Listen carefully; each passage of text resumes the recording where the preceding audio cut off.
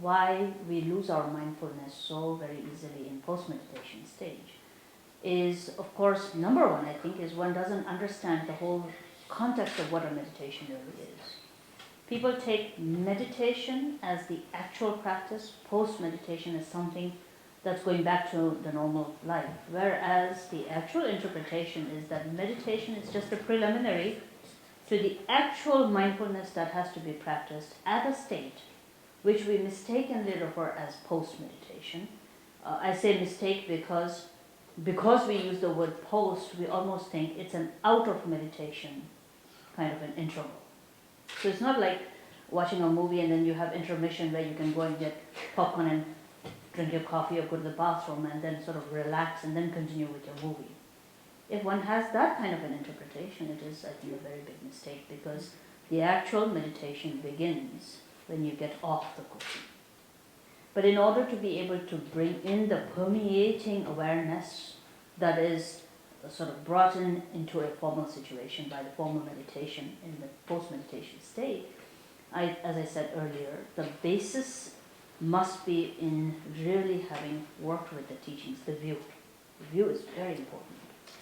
So if you take even the very preliminary, outer preliminaries, such as the understanding of how rare and precious your human life is, if you really believed in that, you wouldn't waste time being seduced by habitual patterns.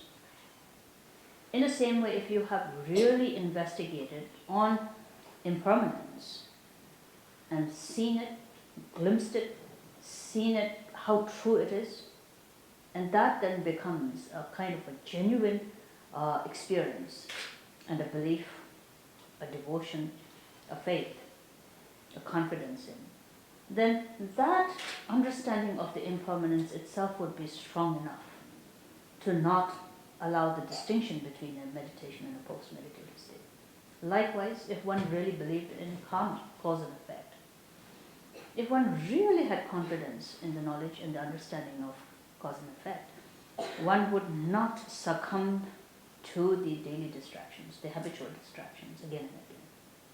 If one really understood the suffering of samsara, one would not have the courage to refer back to those causes again in a post-meditation state, because you would really understand the importance of bringing into realization the truth of the cessation that must happen. And so the cessation and the willingness to bring about the cessation of the cause of suffering not being there. You know life is precious, but you really haven't given it that much of a thought that it becomes really clear in your mind. Or we do know about impermanence, but at the same time we forget about impermanence. The confidence is really not so good.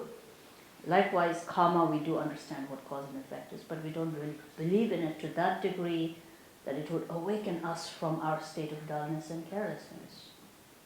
So where the basis, the foundation teachings and the view of the foundational teachings are weak, then of course meditation will become very separate, kept very separate from whatever we do.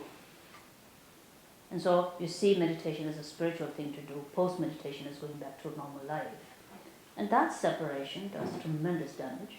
It comes out in the form of being more acutely aware during the meditative state, but post-meditation succumbs or is seduced by the distractions. So for post-meditation state to be just as wakeful and aware, and a state that is not separated from, almost sort of non-separation from a meditation state and a post-meditation state, I think strengthening the view is very important with this reflection. We hear the teachings and then really reflecting upon them, contemplating and investigating them to a degree that it becomes your own view, not the view told to you by somebody else that you have to believe, but it becomes your own view because you see it as it is. And when that really permeates in your mind, then the willingness to embody the teachings comes much more sharply, more acutely. And that, I think, will help in the non-separation of the two states. Thank you.